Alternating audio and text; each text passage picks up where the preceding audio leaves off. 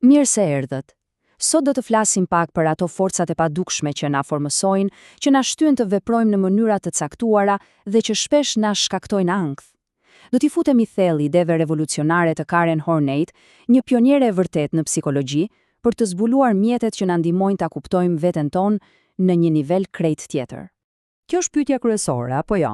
A keni menduar ndonjëherë pse i përsërisim vazhdimisht veprime për të cilat e dim shumë mirë se nuk na bëjnë mirë?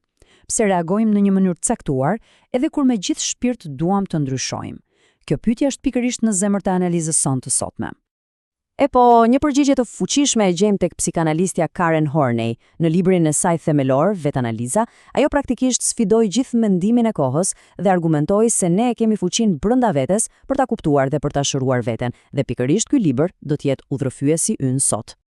Mirë, atëherë le t'i futemi thelbit.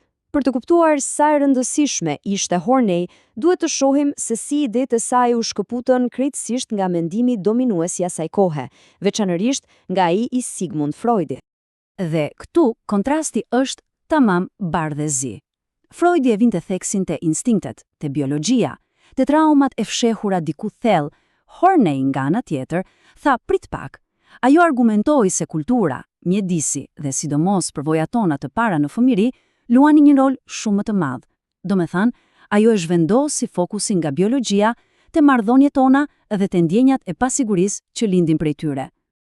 Okej, pra, nga buron gjithë ky ankth? Horney na jep një piknisje shumë specifike, e cila fillon shumë herët në jetën tonë. Ja ku vjen koncepti kyç, ankthi bazal. Sipas Horneyt, kjo është ajo ndjenja e thellë e izolimit dhe e pafuqisë që zhvillohet në fëmijëri. Dhe kujdes, nuk vjen domosdoshmërisht nga trauma të mëdha e të dukshme. Mund të vi thjesht nga një mjedis familjar që e bën fëmijën të ndjehet i padëshiruar, i pasigurt apo i pavlerë. Dhe ky citat i saj e përmbledh gjithçka në mënyrë perfekte. Çështja nuk është mungesa e vështirësive në jetë. Çështja është prania e një ndjenje të brendshme sigurie dhe dashurie. Kur kjo mungon, fëmia fillon të ndërtojë strategji mbrojtëse për t'i bërë ballë botës. Mirë, tani që e kuptuam rrënjën, le të shohim se si shfaqet ky ankth bazal në jetën e përditshme. Horney identifikoi disa modele shumë specifike sjelljeje, të cilat ajo i quajti nevoja ose prirje neurotike.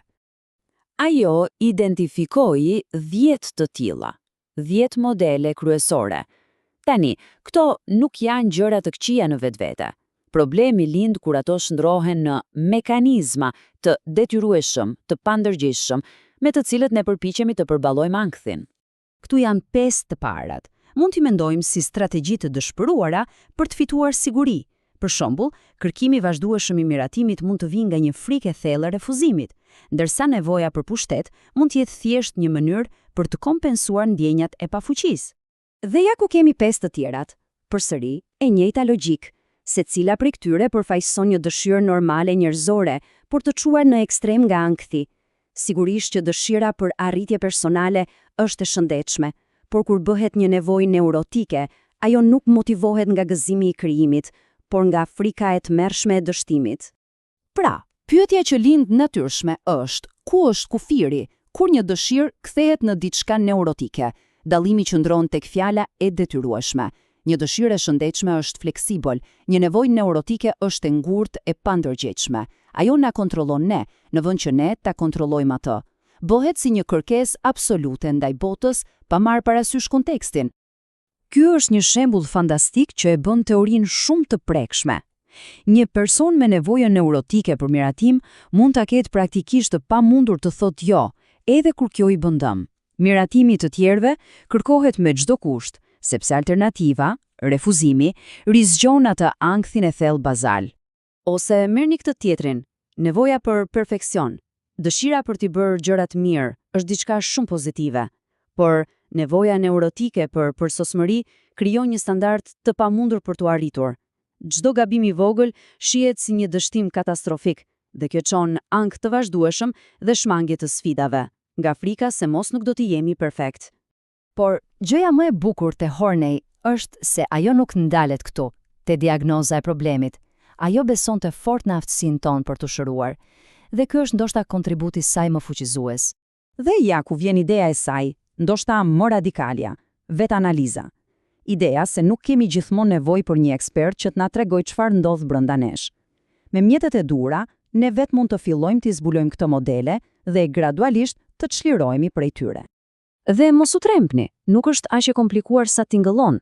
Mund ta ndajmë në 3 hapa të thjeshtë. Së pari, thjesht vëzhgo. Bëhu një vëzhgues kurreshtari vetvetes.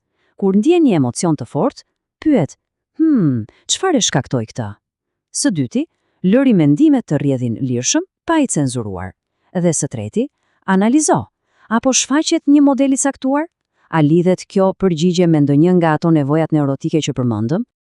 Dhe cili është qëllimi përfundimtar i gjithë kësaj pune? Nuk është thjesht të heqësh qafe problemet. Jo, është diçka shumë më e madhe.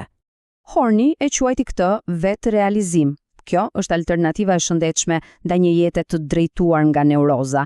Është procesi i zhvillimit të potencialit ton të vërtet, të veprojmë në mënyrë autentike, spontane, në vend që të drejtohemi nga frika dhe nga detyrimet e brendshme.